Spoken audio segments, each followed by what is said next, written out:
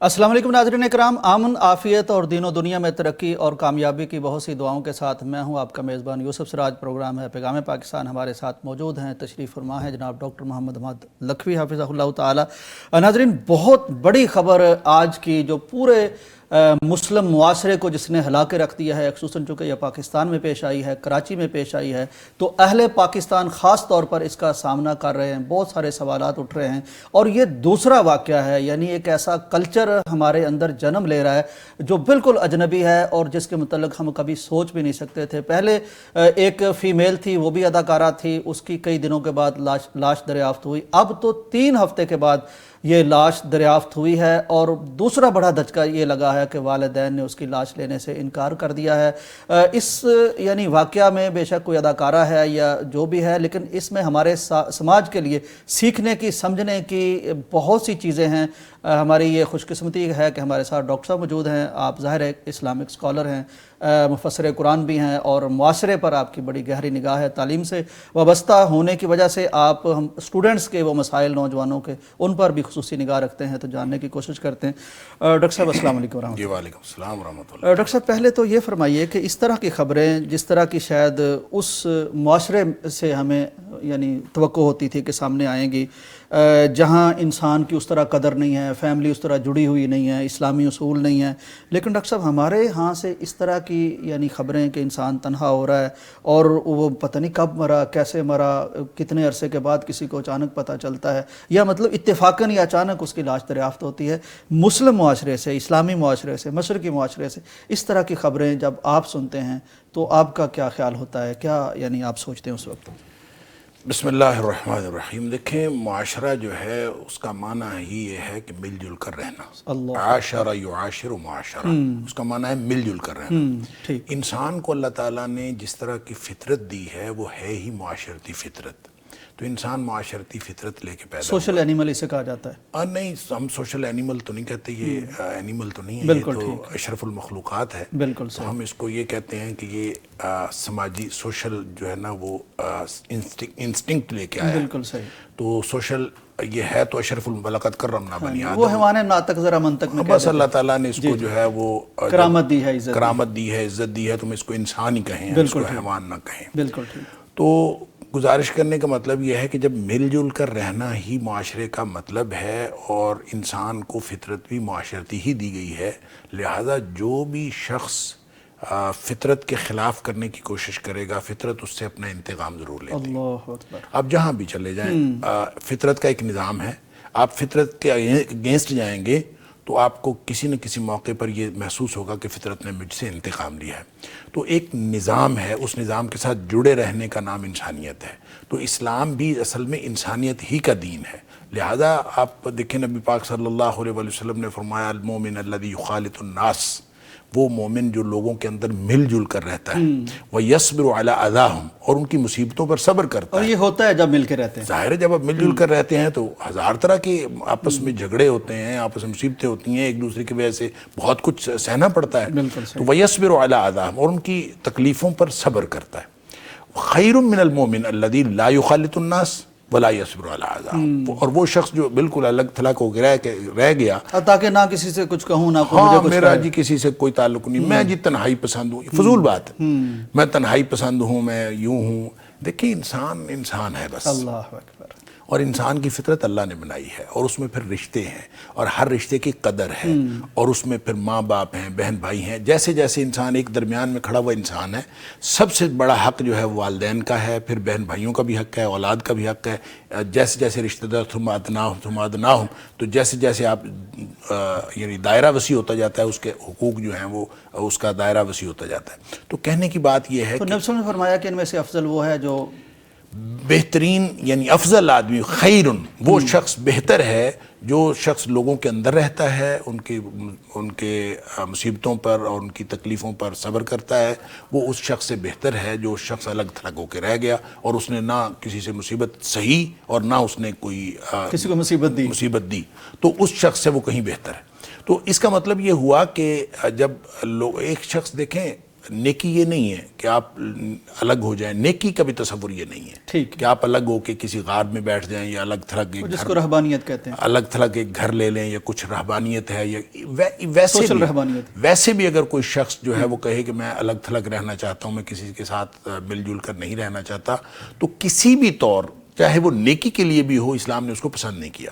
تو پھر یہ کہ ایک ایسے کام کے لیے یا ایک اپنی طبیعت کی یا وجہ ایک سے ایسے پروفیشن کو اڈاپٹ کرنے کے لیے یا اپنی طبیعت کی وجہ سے اپنے والدین کو ناراض کر لینا اور بالکل الگ تھلگ ہو کے بیٹھ جانا، یہ رویہ اصل میں یہ جو جدید جس کو آپ کہہ لیں، یا خواتین کی چونکہ بات ہو رہی ہے، اور پہلے بھی جو لاش برآمد ہوئی ہے ایک خاتون کی ہے، اور آج پھر یہ جو لاش برآمد ہوئی ہے ایک خاتون کی ہے، تو جی اصل میں جو فیمنزم ہے میں یہ سمجھتا ہوں کہ اسی کے اثرات ہیں۔ اور فیمنزم نے خواتین کو جو یہ تصور دیا ہے کہ باپ بھی اور بھائی بھی اور شوہر بھی یہ آپ کے اوپر پابندیاں لگاتے ہیں، ان پابندیوں سے نکلنا ہی آزادی ہے، تو جو اس آزادی کا پھر شاخسانہ اسی طرح کا ہے، یہ اسی کا نتیجہ ہے کہ نہ آپ کے اوپر کوئی باپ ہے، نہ آپ کے پاس کوئی بھائی ہے، اور نہ آپ کا کوئی شوہر ہے۔ آپ پابندیوں سے آزاد ہو لیں، آپ میرا جسم میری مرضی کہہ لیں، آپ میری زندگی میری مرضی کہہ لیں، تو اس کے نتیجے تو یہی ہوں گے کہ نہ باپ جو ہے میت لینے کو تیار ہے، نہ بھائی اس کو پہچاننے کے لیے تیار ہے، کوئی اس کے لیے تیار نہیں۔ لہٰذا آزادی جو ہے، دراصل آزادی اس بات کا نام ہے کہ انسان لوگوں کی غلامی سے نکل کر اللہ کی غلامی میں آ جائے۔ اصل آزادی یہ ہے، نہ کہ اللہ کا باغی ہو جائے، نہ کہ اللہ کا باغی ہو جائے۔ جب وہ اللہ کا باغی ہوگا تو اصل غلام تو وہ ہے، اور وہ غلام ہے اپنے نفس کا۔ کیا تم نے ایسا شخص کو دیکھا ہے جس نے اپنے خواہش نفس کو اپنا جو ہے وہ الہ بنایا ہوا ہے؟ تو یہ بھی اصل میں ایک بندگی ہے، نفس کی بندگی، میرا دل جو چاہے میں اس نے کرنا ہے۔ تو اس کے پھر نتائج اسی طرح کے نکلتے ہیں۔ اس سے صرف معاشرت ہی برباد نہیں ہوتی، اس سے آخرت بھی برباد ہوتی ہے، اس سے دنیا بھی برباد ہوتی ہے، اس سے دین بھی برباد ہوتا ہے، سب برباد ہو جاتا ہے۔ تو یہ تو اس کا ایک چھوٹا سا اظہاریہ ہے جو ہم معاشرتی طور پر دیکھ رہے ہیں۔ ڈاکٹر صاحب، ایسی اگر کسی کی اولاد نکل آتی ہے یا کوئی رشتہ دار نکل آتا ہے اور وہ اس رستے پر چلتا ہے جو تباہی کا راستہ ہے، ٹھیک نہیں ہے، اچھا ڈاکٹر صاحب، یہ کہ قطع تعلق کر لینا، بالکل ہر راستہ بند کر دینا سمجھانے کا، وَذَكِّرْ فَإِنَّ الذِّكْرَىٰ تَنفَعُ الْمُؤْمِنِينَ، پھر قرابت، یہ جائز ہے شریعت میں؟ نہیں، بالکل نہیں جائز۔ دیکھیں، اگر کوئی بچہ جو ہے وہ آپ غلط راستے پہ چل پڑتا ہے تو والدین کو تو قطعاً منقطع نہیں ہونا چاہیے اس سے، اور اس کو یہ جو عاق کرنے کا تصور ہے یہ بالکل غیر شرعی تصور ہے، اور کسی کو عاق نہیں کیا جا سکتا۔ آپ کہتے ہیں کہ میرے جناب وہ اس کے ساتھ کوئی اب آئندہ کوئی تعلق نہیں رہے گا، 7 سال سے ہمارا تعلق قطع تھا، تعلق منقطع، یہ بات درست نہیں ہے۔ اگر کوئی بچہ کسی غلط سمت پہ ٹر بھی پڑا ہے، وہ کہتے ہیں کہ بچے جو ہے نا، وہ کہتے ہیں کہ ماپے کا ماپے نہیں ہوندے، بچے پتر کا پتر ہو جاتے ہیں۔ یعنی بچے جو ہیں وہ غلط سمت پہ چل پڑتے ہیں، لیکن جو والدین ہیں وہ اپنا کردار نہیں چھوڑتے، ان کو ہمیشہ اپنے کردار پر رہنا چاہیے۔ اور یہ بہت ہی بری بات ہے کہ والدین کہیں کہ ہم نے اس سے قطع تعلق کیا ہوا تھا۔ دیکھیں، اگرچہ یہ بظاہر بڑی نیکی محسوس ہوتی ہے اور لوگوں نے بڑی غیرت محسوس ہوتی ہے کہ تو انہوں نے کہا کہ جناب ہم تو اس کے کردار کی وجہ سے اس سے بالکل الگ تھلگ تھے، یہ بالکل غلط بات ہے۔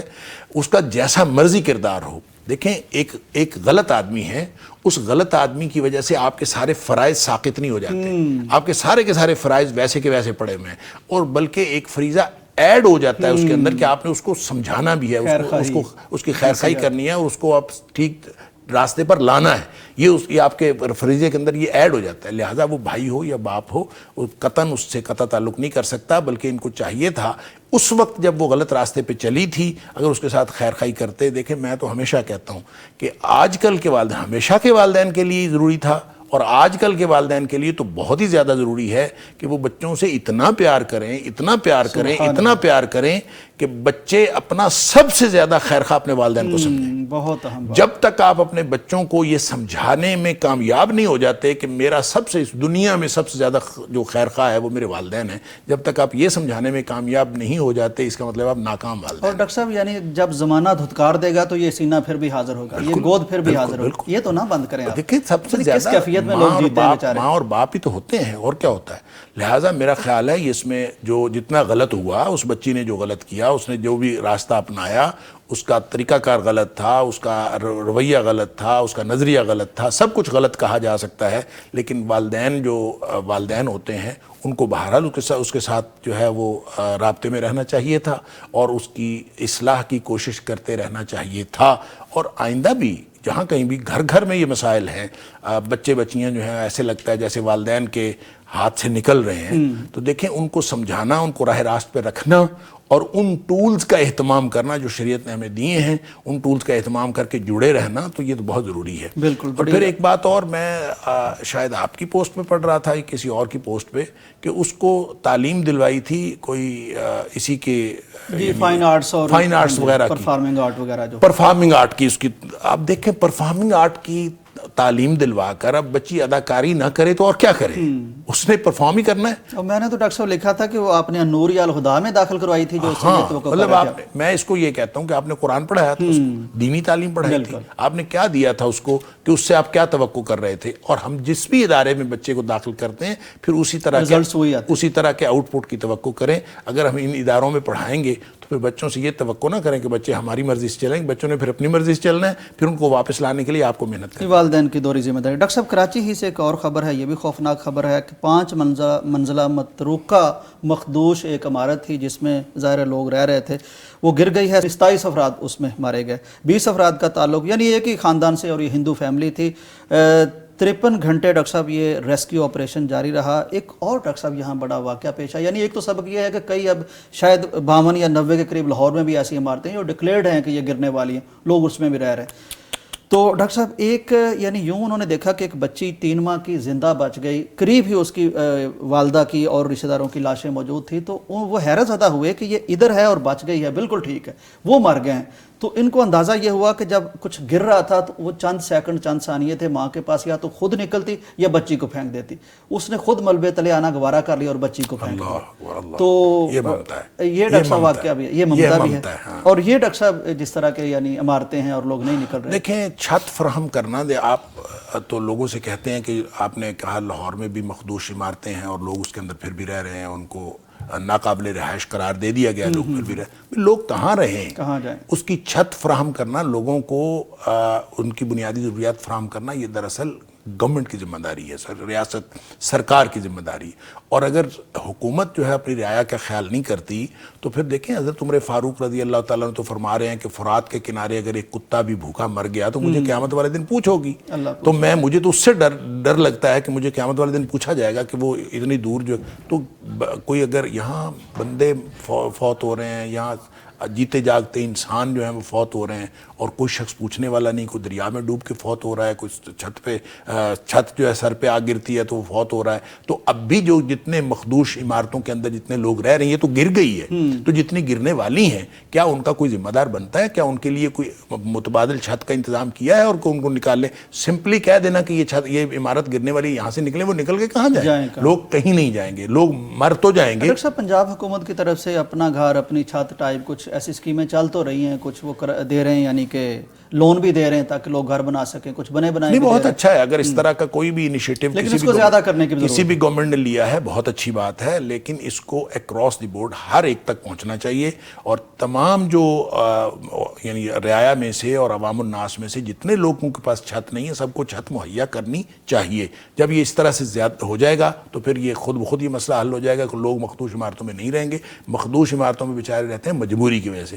کتنے معاملات ہیں جس میں حکومت جو ہے وہ عرصہ حیات تنگ کرتے جا رہی ہے عوام کا، تو عوام اس طرح سے یعنی زندگی مشکل ہو گئی۔ اب اس مشکل زندگی میں عوام کدھر جائے؟ اس کے پاس رہنے کے لیے چھت نہیں ہے، اس کو کھانے کے لیے پیسہ نہیں ہے، اس کے پاس روزی نہیں ہے، کھانا نہیں ہے، بل دینے کے لیے پیسے نہیں ہیں، وہ کیا کریں؟ تو ان حالات میں یہ کہنا کہ وہ کیوں رہ رہے ہیں یہ تو سوال ہی غلط ہے۔ اب آپ ان کو متبادل فراہم کر دیں تو پھر ان کو کہیں کہ وہ کیوں رہ رہے ہیں تو پھر یہ بات ہے۔ بہرحال ذمہ داری یہ صرف حکومت کی ہے، اور یا پھر جو مخیر حضرات اس علاقے کے اندر رہتے ہیں، تُؤْخَذُ مِنْ أَغْنِيَائِهِمْ فَتُرَدُّ إِلَىٰ فُقَرَائِهِمْ، جن کی زکوٰۃ بنتی تھی اور وہ زکوٰۃ میں سے دے کر ان کو کیوں نہیں غریبوں کو اس قابل کر دیتے کہ غریب اپنے پاؤں پہ کھڑے ہو جائیں؟ تو یہ ان مخیر حضرات کی بھی ذمہ داری ہے یا حکومت کی ذمہ داری ہے، اور جس کی جتنی ذمہ داری ہے وہ قیامت والے دن بھگتے گا۔ بالکل صحیح۔ नाजरीन, डॉक्टर साहब ने बड़ा खूबसूरत जुमला बोला कि जब आवाम की आपने देख लिया चीनी बहुत महंगी है, बिजली का एक खौफनाक स्लैब मुसल्लत कर रखा है, 200 से अगर बढ़ जाएंगे इस पे भी खुदकुशियाँ हो रही हैं, फिर दूसरी जो महंगाई हम देख रहे हैं, गैस भी महंगी हो गई है, ये सारी चीज़ें हैं। और फिर कहीं ना कहीं सर छुपा के अगर बैठे हैं तो वो गिरने वाली भी छत है, तो अगर उन्हें कहा जाए कि यहाँ क्यों बैठे हैं, तो ये अवाम सोचते ज़रूर हैं कि अगर आप सैयदना उमर की तरह हमारे लिए सोच नहीं सकते, छत मुहैया नहीं कर सकते, तो फिर आप भी ऐवान सदारत में या ऐवान प्राइम मिनिस्टर में क्यों बैठे हैं। इनके लिए सोचना आपका काम है। इन्होंने आपको वहाँ पहुँचाया है जहाँ से आपने इनके लिए रिलीफ देना है। अभी तक तो बहरहाल रिलीफ आवाम तक कम ही पहुँचता नज़र आता है। कुछ अच्छी स्कीमें भी हैं, उनको ज़्यादा भी करना चाहिए। ब्रेक का वक्त है, वापस आते हैं। नाजरीन, वेलकम बैक टू पैगाम पाकिस्तान। डॉक्टर साहब, बाज़ दफ़ा ये देखा जाता है कि कुछ मसाइल का हम शिकार होते हैं पाकिस्तान में। कभी बारिशें ज़्यादा हो गई, कभी कोई और ज़लज़ला आ गया, तो उसके बाद जो काबू पाना होता है तो उसमें कई दफ़ा तो हुकूमत की तरफ से वाकई कमज़ोरी होती है जिसको दूर करना चाहिए, लेकिन कई दफ़ा हम समझते हैं कि शायद हम पूरी दुनिया से पीछे हैं। तो अब ये जो वाक़या डॉक्टर साहब 4 जुलाई 2025 को अमरीकी रियासत टेक्सास में पेश आया है, वहाँ का कुछ महल वो इस तरह का डॉक्टर साहब बता रहे हैं कि एक रियासत से जो हवा आती है बड़ी तेज़ आती है, और जब दर्जा हरारत बढ़ता है, हवा में नमी बहुत हो जाती है, तो इतनी शदीद बारिश होती है। और बारिश जब होती है तो ज़मीन नीचे से इस तरह है कि पहाड़ियों से आती है और जज़्ब भी नहीं हो पाती। तो यकायक यानी डॉक्टर साहब जो रिपोर्ट हुआ कि 8 मीटर तक ऊंची दीवार बन गई पानी की, और उसने तबाह करके रख दी हर चीज़। 100 के करीब लोग, बच्चियां थी, समर कैंप को लगा हुआ था वहाँ, तो वो सारी चल बसी हैं, और काफ़ी सारी अभी तक ढूंढी जा रही हैं, को दफन भी कर रहे हैं। तो अमेरिकी सदर ने, डॉक्टर साहब ट्रंप ने कहा है कि ये बड़ी आफत है, यानी ये उनका एक ज़ाहिर लफ्ज़ है कि ये इस रियासत के वसाइल से इसे नहीं निपटा जा रहा। तो डॉक्टर साहब, एक तो इस पे फरमाइएगा कि ये जो कंपैरिजन कभी हम करते हैं कि हमारी दुनिया और फर्स्ट वर्ल्ड, और फिर जो उनके दावे होते हैं कि हम तो पता नहीं क्या चीज़ बन गए हैं, तो इस तरह उनकी बेबसी, इस पर आप क्या कहते हैं? देखें, इस पर सिर्फ ये वाला मामला नहीं है। हर रोज़ कोई ना कोई इबरत का मामला जो है अल्लाह की तरफ से होता रहता है, और अल्लाह ताला कोई ना कोई वाक़या दिखाता रहता है। वो सिर्फ उनको नहीं, हमें भी बिल्कुल। तो अब पिछले दिनों जो है वो कैलिफोर्निया में जो आग लगी हुई थी जी, और वो आग भी उनसे नहीं बुझाई जा रही। लॉस एंजलिस में, हाँ, लॉस एंजलिस कैलिफोर्निया में ही है, कैलिफोर्निया उनकी स्टेट है। जी, हाँ, बिल्कुल।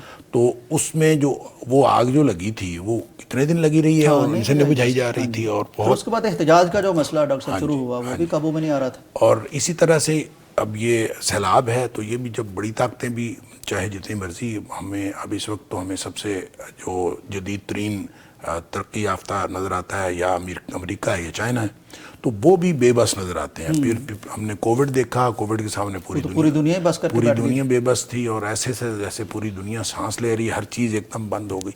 तो अल्लाह के कामों के सामने जो इंसान है वो तो इतना बेबस है, और अल्लाह ताला ऑफ एंड ऑन लोगों को दिखाता है कि तुम क्या हो और अल्लाह की ताकत क्या है, और अल्लाह की ताकत क्या है। तो फिर भी लोग जो है ना, वमा क़दरुल्लाह हक़्क़ क़द्रिही, लोग अल्लाह ताला का कदर नहीं जानते। तो असल मामला ये है कि ये समझाने की चीज़ें बार बार अल्लाह ताला समझाता रहता है, और फिर भी अगर कोई नहीं समझता तो फिर वो बड़े अजाब के लिए तैयार हो जाता है। तो असल में मुसलमान हों या गैर मुस्लिम हों, सबको दरअसल अल्लाह की तरफ बुलाने के लिए इबरत के मामलात हैं। कोई भी आफत आती है उसकी कोई ना कोई वजह होती है, या वो सज़ा होती है या बतौर इबरत होती है। जब वो मुसलमान उसको देखते हैं तो मुसलमानों के लिए तो वो होती ही नसीहत के तौर पर है कि ताकि मुसलमान उसके बाद अपने मामला दुरुस्त कर लें। और काफिरों के लिए अगर सज़ा के तौर पर भी हो तो भी उसके लिए, उनके लिए इबरत है कि वो वापस आ जाएं अल्लाह की तरफ, वो भी आ जाएं, उनके लिए भी खुला मैदान है, और तौबा करें और वापस अल्लाह की तरफ आ जाएं।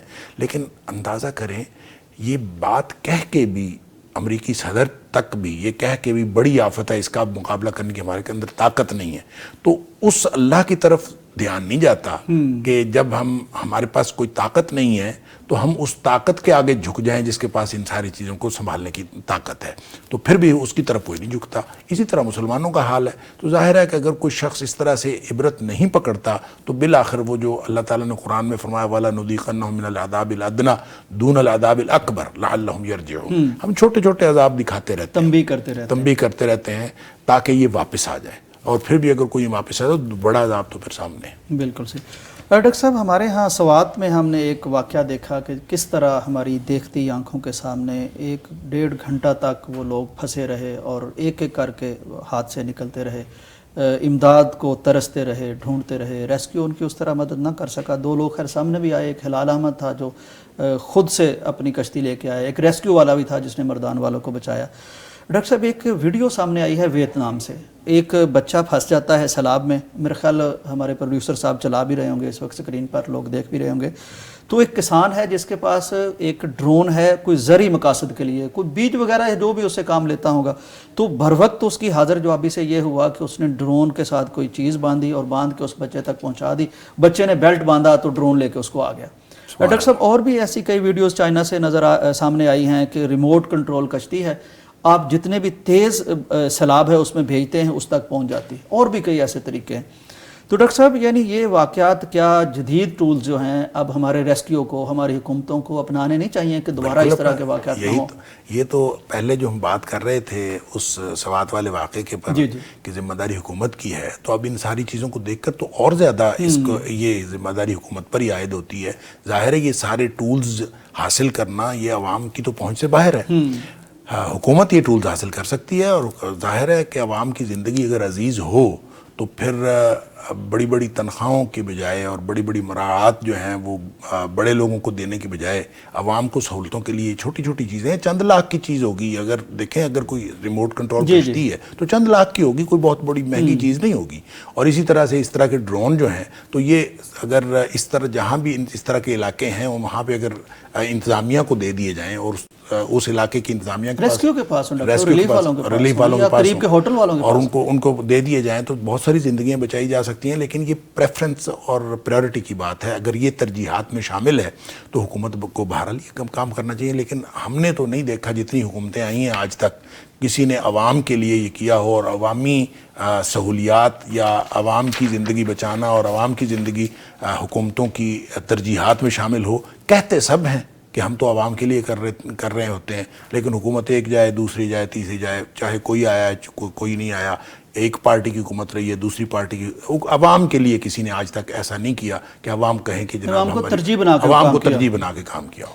ڈاکٹر صاحب ایک اور بات بڑی اس وقت کی جاتی رہی، یعنی ہمارے ہاں الفاظ کے ساتھ بھی کیسے کھیلا جاتا ہے، ان کا یعنی تقدس بھی کس طرح پامال کیا جاتا ہے۔ ہمارے ہاں ڈاکٹر صاحب ہوتا یہ ہے کہ مثلا سوات کے واقعہ میں یہ ہوا کہ وہ لوگ جو تھے بیچارے ہمارے آنکھوں کے سامنے دیکھتے، ویڈیو بن گئی اور زیادہ ہمیں اذیت اور تکلیف ہوئی، وہ تو اب چلے گئے نا، یعنی جانیں چلی گئی ان کی۔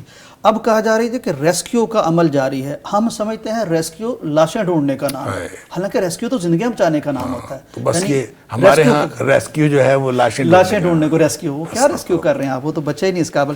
ڈاکٹر صاحب ایک بہت اچھی خبر ہے جی، پاکستانی ایک کمپنی ہے، فلسطین کا درد تو ڈاکٹر صاحب ہم دیکھتے ہی ہیں، خاص طور پر جس طرح بچے بیچارے اس بارود میں بیچارے، ان کے اسپتالوں پر بھی حملے، ان کے اسکولوں پر بھی حملے، کسی کا بازو اڑ گیا، کسی کی ٹانگ اڑ گئی، جنہوں نے بھی دیکھا ہی کچھ نہیں، وہ بیچارے کھلونوں کے ٹانگیں توڑنی تھی اپنی توڑوا کے بیٹھ جاتے ہیں۔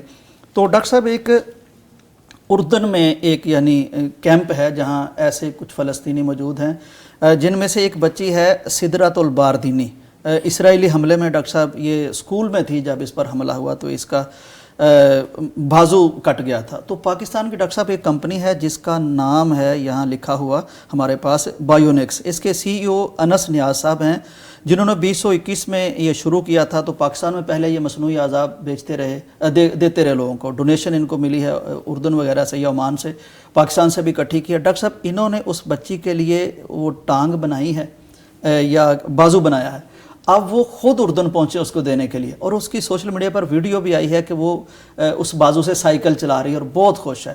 اس طرح ایک اور فلسطینی بچی کے لیے بھی یہ کام کر رہے ہیں۔ تو ڈاکٹر صاحب پاکستان سے ان بچوں کے لیے تحفہ جانا یعنی بڑی اچھی بات، بہت اچھا ہے، بڑی خبر ہے، اور اللہ تعالیٰ ان کو جنہوں نے یہ کیا ہے قبول فرمائے۔ لیکن مسئلہ پتہ کیا ہے، وہاں ایک بچے کا تو مسئلہ نہیں، یعنی آپ بات کر رہے تھے تو میرا دل اندر سے رو رہا تھا کہ ہم کیسے لوگ ہیں کہ اس میں سے خوشی ڈھونڈ لیتے ہیں کہ یہ اتنی سی خوشی ہے، حالانکہ ان کے وہ لاکھوں بچے اور لاکھوں لوگ جو ہیں۔ ڈاکٹر صاحب یعنی آپ بالکل درست فرما رہے ہیں، اصل بات ان کی ٹانگ یا بازو کٹنے کے بعد مصنوعی دینا نہیں، اصلی بچانا ہے، بچانا ہے۔ ہم نہیں کر سکے، لیکن بہرحال انہوں نے جتنا کیا جو ان کے بس میں اور جو ان بساط کے میں بس میں تھا، اللہ تعالیٰ ان کی طرف سے قبول فرمائے. بہت بڑی بات ہے، بہت بڑی نیکی ہے.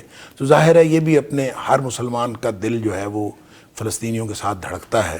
تو انہوں نے بھی اپنی جتنی ان کی بساط تھی انہوں نے کیا ہوگا، اور مزید بھی کر رہے ہوں گے. یہ ایک دو کے لیے تو خبریں آئی ہوں گی نا، بالکل تو اور بھی یہ کام کر رہے ہوں گے. اور بھی دیگر یعنی صرف پاکستان کی کوئی ایک کمپنی نہیں کام کر رہی، اور دیگر لوگ بھی کام کر رہے ہوں گے.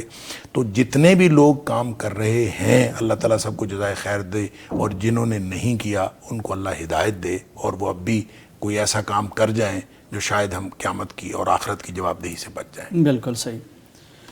ناظرین، یہ صورتحال ہے یعنی فلسطین کے حوالے سے واقعتاً یہ تو لفظ سنتے ہی جیسے کوئی اندر سے ایک درد کی کیفیت اترتی ہے. جیسے ڈاکٹر صاحب فرما رہے تھے کہ یہ خبر سنتے بھی یعنی اس میں تھوڑی سی خوشی ہے کہ ایک بچی بیچاری کو ہم نے ہنستا کھیلتا دیکھ لیا، جس کا بازو ہم اصلی نہ بچا سکے اس کو ہم نے مصنوعی بھیج دیا. لیکن ہزاروں بچیاں ہیں اور اصل کام تو ان کے جسم کو اسرائیل کے ظلم سے بچانا ہے، وہ تو ہم نہیں کر رہے. اور طرح کی مدد چلے یعنی ان کو بھی اللہ توفیق دے جن کا کام بچانا ہے، اور یہ جو اس کے بعد کے کام کر رہے ہیں اللہ ان کو بھی جزائے خیر دے.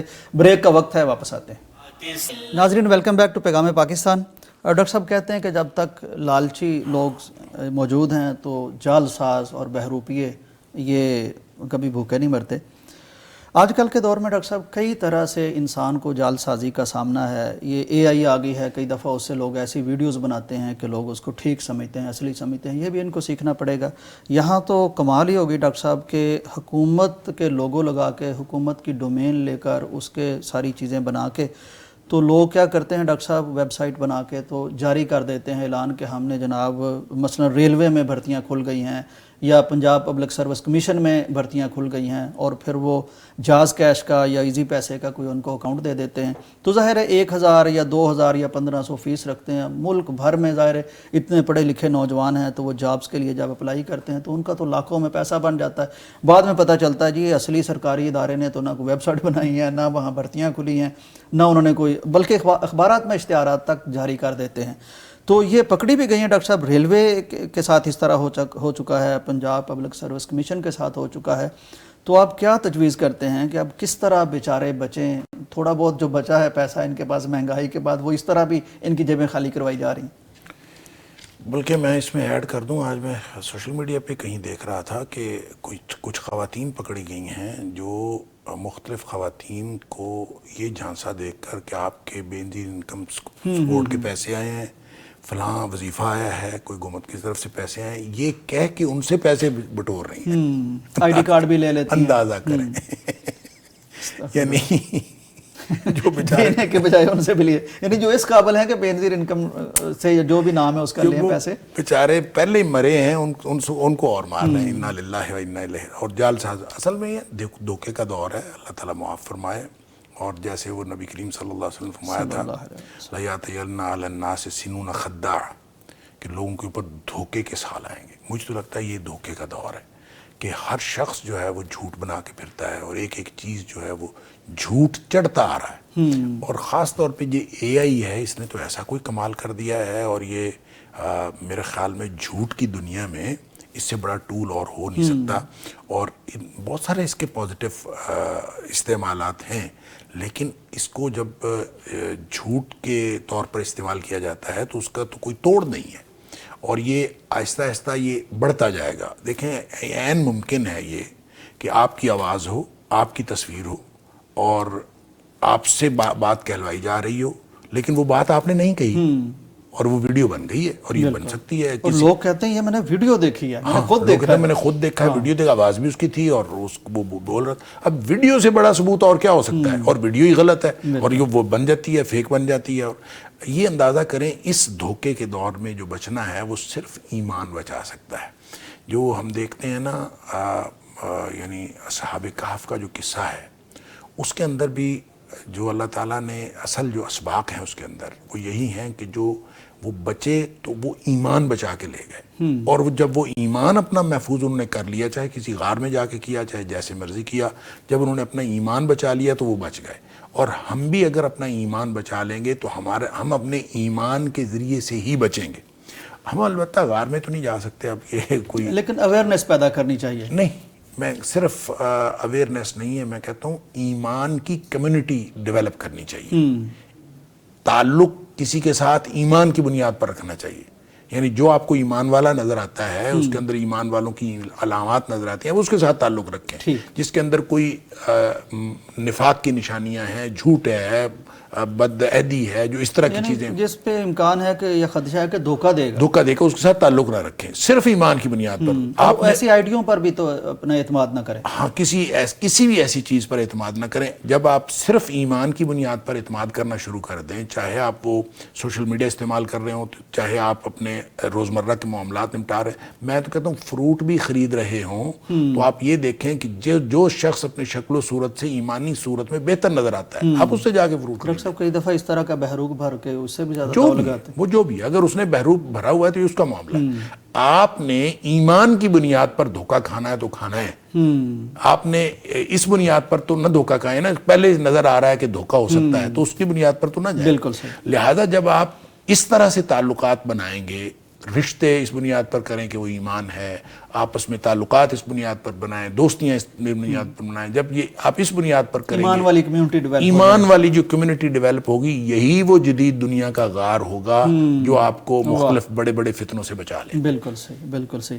ڈاکٹر صاحب وہ حدیث بھی میرے ذہن میں آ گئی, یعنی نبی صلی اللہ علیہ وسلم کے دور میں بھی ایک صحابی آ گئے نبی صلی اللہ علیہ وسلم کے پاس, کہنے لگے جی میرے ساتھ تو دھوکہ ہو جاتا ہے. تو اس کا مطلب اس وقت بھی یہ چیز تو تھی.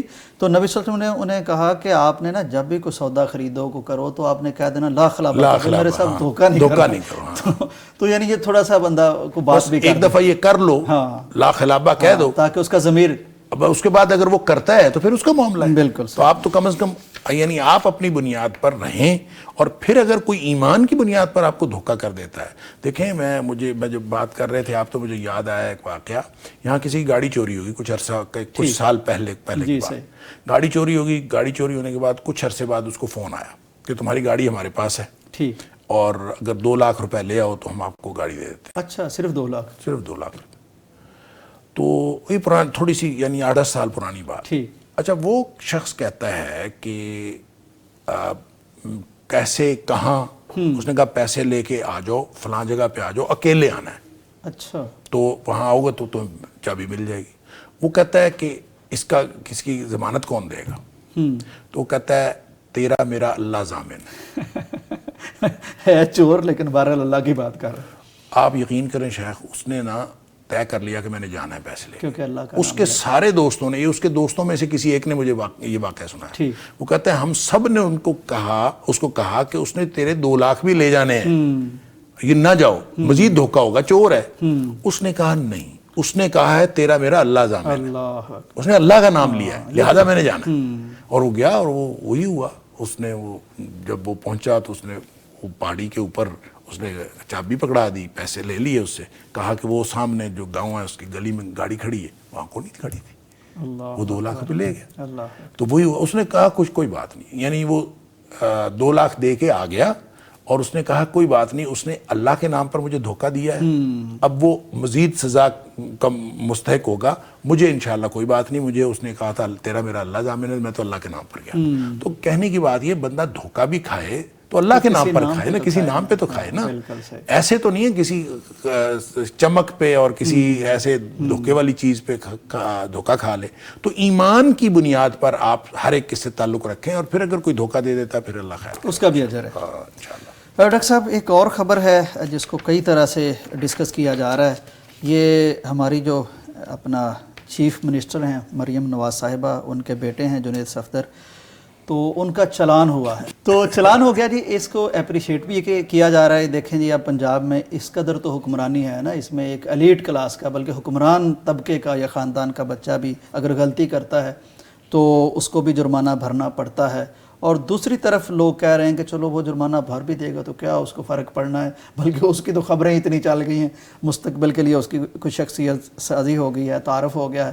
تو وہ بیچارے, اصل مسئلہ تو ان کا جن کے آپ نے چلان بہت بڑھا دیے ہیں اور ایک فگر بھی دے دی ہے کہ اتنے ارب اکٹھے کرنے ہی کرنے ہیں, تو وہ تو جب چلان دیں گے تو ان کا تو چولہا بجھے گا یا باقی مسائل پیش آئیں گے.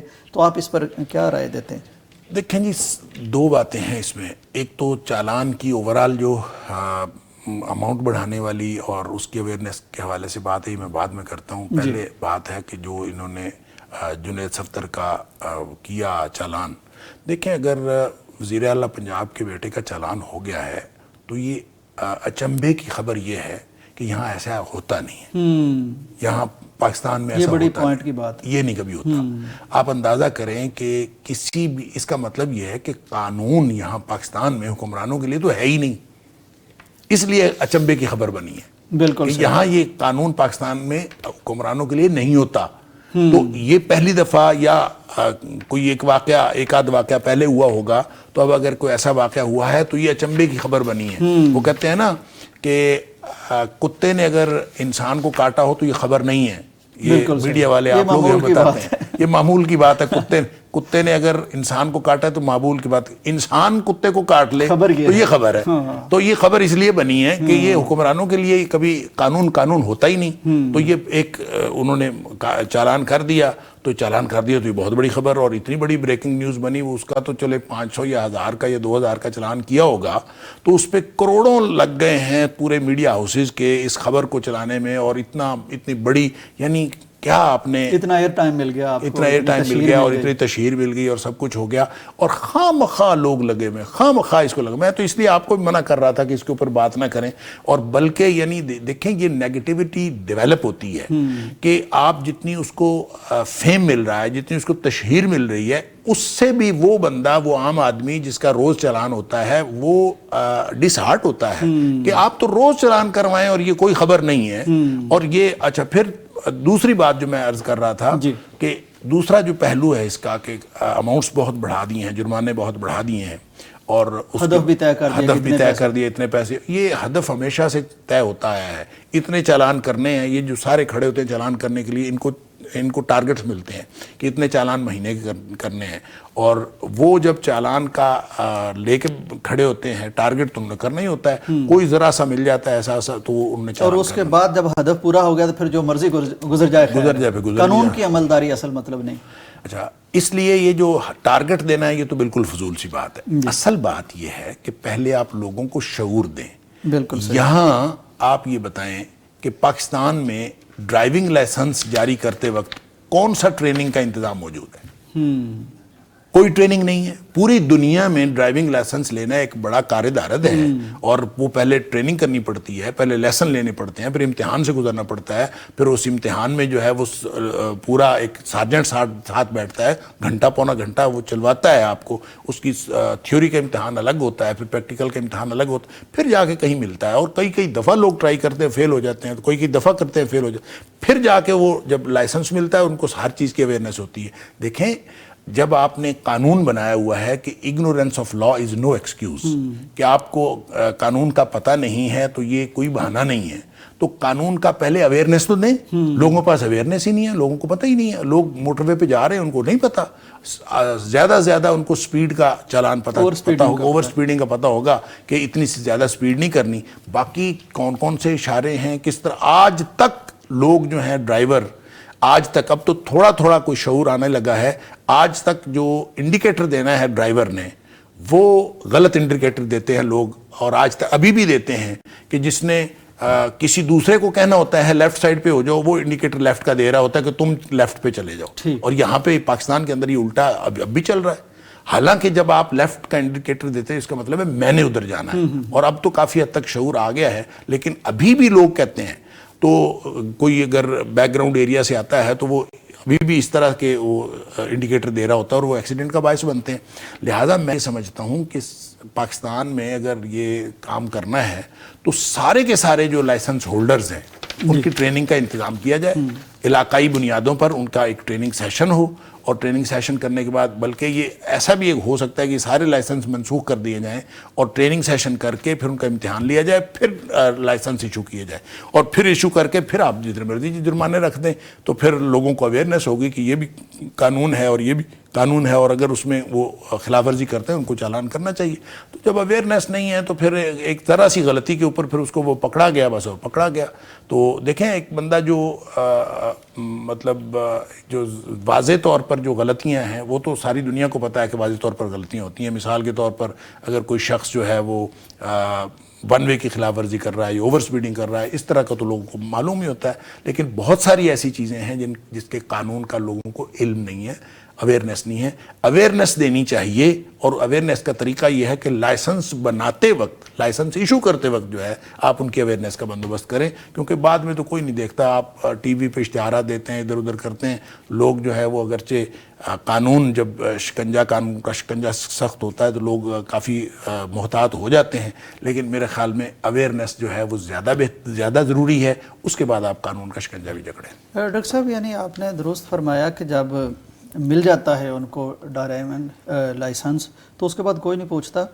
حالانکہ باہر کے ملکوں میں ڈاکٹر صاحب جب آپ کوئی غلطی کرتے ہیں تو آپ کا کم بھی ہوتا جاتا ہے اور بالآخر کینسل بھی ہو جاتا ہے. پوائنٹس لگتے ہیں. مطلب دیکھیں برطانیہ میں مثال کے طور پر 12 پوائنٹس ہوتے ہیں. ٹھیک. تو وہ آپ کو جب آپ نے قانون توڑا تو اس کے اوپر آپ کو فائن ہونا ہے, وہ الگ ہے. اچھا, پھر اس کے بعد آپ کو اس پہ پوائنٹس لگ جاتے ہیں. قانون جو آپ نے جرم کیا ہے اس جرم کے ساتھ طے ہے کہ اس جرم پہ آپ کے 3 پوائنٹس کٹیں گے, اس پہ 1 پوائنٹس کٹے گا, اس پہ اتنا. اچھا, جب آپ کے پوائنٹس جو ہیں وہ 9 کٹ جاتے ہیں تو آپ کا لائسنس معطل ہو جاتا ہے. اور اگر آپ کے 12 پوائنٹس ہو گئے تو آپ کا لائسنس کینسل بھی ہو سکتا ہے اور آپ کو پھر دوبارہ سے لائسنس بنوانا پڑتا ہے.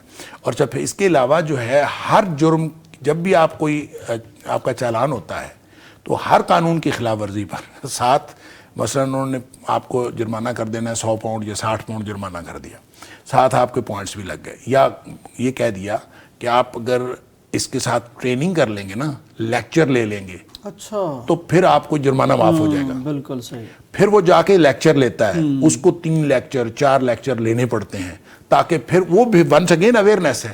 جب لائسنس بنا تھا تب بھی اویئرنیس دی تھی, تو اب بھی اگر وہ اویئرنیس لینے کے لیے لیکچر لیتا ہے تو اس کی فیس معاف, اس کا فائن معاف ہو جاتا ہے. لہٰذا لوگ جو ہے وہ بہت سارے جرمانہ نہیں پے کر سکتے تو وہ کہتے ہیں ہم لیکچر لے لیں گے, اور جرمانہ نہیں دیتے وہ لیکچر لے لیتے ہیں. تو یعنی ایک سسٹم ہے, تو اس سسٹم میں پھر آپ بھاری جرمانے رکھیں پھر تو بات سمجھ آتی ہے. لیکن اگر آپ نے لوگوں کو یعنی اب بھی آج بھی آپ کسی کو پیسے دے کے لائسنس بنوا لیتے ہیں, تو آج بھی اگر لائسنس اس طرح سے بن جاتے ہیں, کوئی کسی ضلع کا بن جاتا ہے, کوئی کسی ضلع کا بن جاتا ہے, اگر اس طرح سے پیسے دے کے لائسنس بن جاتے ہیں تو پھر آپ کیسے توقع کر سکتے ہیں؟ ڈاکٹر صاحب یہ جو آپ نے صورتحال بیان فرمائی, مجھے اب یاد آتا ہے کہ ایک دفعہ UK سے ایک دوست نے, یعنی بات ہو رہی تھی تو انہوں نے کہا کہ آپ لوگ چونکہ ٹی وی پہ ہوتے ہیں تو خدا کے لیے آپ اس حوالے سے روڈ کے جو ایٹیکیٹس ہیں یا رولز ہیں ان پہ ضرور بات کریں. ظاہر ہے لائسنس بھی اس میں آتا ہے. وہ کہتے ہیں ہم باہر بیٹھ کے جب یہاں کی چیزوں کو دیکھتے ہیں اور پاکستان کے حادثات کو دیکھتے ہیں, اتنے لوگ مر رہے ہوتے ہیں, اتنی جانیں ضائع ہو رہی ہیں, تو ہمارے دل کو کچھ ہوتا ہے کہ یار یہ بچ رہے ہیں اور ہم مر رہے ہیں. تو ڈاکٹر صاحب یعنی اگر کوئی شخص غلط لائسنس لے کے گاڑی چلا رہا ہے اور کچھ قتل کر دیتا ہے تو یہ اس کے ذمہ شرعاً قتل بھی ہوگا؟ بالکل قتل ہے, کیوں نہیں ہے. جب آپ اس اہل ہی نہیں ہیں کہ آپ گاڑی چلائیں اور پھر آپ کوئی ایکسیڈنٹ کر دیتے ہیں, تو دیکھیں ضروری یہ ہے, یہ اس پہ ونس اگین ذمہ داری تو گورنمنٹ کی ہے نا, کہ وہ لائسنس جاری کرنے سے پہلے ان کو پوری اویئرنیس دے, پھر لائسنس جاری کرے. اگر اس کی ٹریننگ کا کوئی بندوبست ہی کوئی نہیں ہے, کوئی اویئرنیس ہی کوئی نہیں ہے, تو پھر میرا تو خیال ہے یہ جرمانے اس طرح سے اتنے بھاری جرمانے نہیں ہونے چاہیے, کم ہونے چاہیے, اور اگر اویئرنیس دے دیں تو پھر چاہے اس سے بھی زیادہ کر لیں. بالکل صحیح. ناظرین اکرام, بات پہلے بھی ہوئی کہ اصل بات ترجیح کی ہے اور ترجیحات کی ہے, کہ آپ کی ترجیح ریونیو اکٹھا کرنا ہے, آپ کی ترجیح کوئی بالادستی دکھانا ہے, آپ کی ترجیح عوام کو ان کی اوقات بتانا ہے, یا آپ کی ترجیح عوام کی فلاح و بہبود ہے, شعور و آگہی ہے, ان کو ایکسیڈنٹ سے بچانا ہے, ان کی زندگیوں کو آپ قیمتی سمجھتے ہیں. یہ ڈاکٹر صاحب نے جس طرح فرمایا, جن ملکوں کے ہاں ترجیح عوام ہے ان میں صاف طور پر نظر آتا ہے کہ پیسہ نہیں بھی ہے تو بہرحال آپ اپنا فائدہ کریں, لوگوں کا فائدہ کریں. ہمارے ہاں کیا ہے یہ آپ بہتر سمجھتے ہیں. ہم دعا کرتے ہیں کہ یا اللہ یہ ملک پاکستان جو بڑی قربانیوں سے بنا تھا اور جس کے بڑے حسین خواب دیکھے تھے اسلام کے زیر سایہ, اللہ کرے کہ ہم اس طرف سفر شروع کریں. ترجیح ہماری عوام ہو. سیدنا عمر کے واقعات ہم پڑھتے ہیں تو اس طرح کی صورتحال یہاں چاہتے ہیں. اللہ ان حکمرانوں کو توفیق دے کہ یہ اصل منشور کی طرف, مقصد کی طرف آئیں. ہماری دنیا بھی بہتر ہو, آخرت بھی بہتر ہو, پاکستان دنیا میں بھی سر بلند ہو, اور مسلمان یہاں کے رہنے والے آخرت بھی بہتر کریں. پروگرام کا وقت ختم ہوتا ہے, اجازت دیجیے, اللہ حافظ. پاکستان کا مطلب کیا؟ لا الہ الا اللہ. پاکستان کا مطلب کیا؟ لا الہ الا اللہ.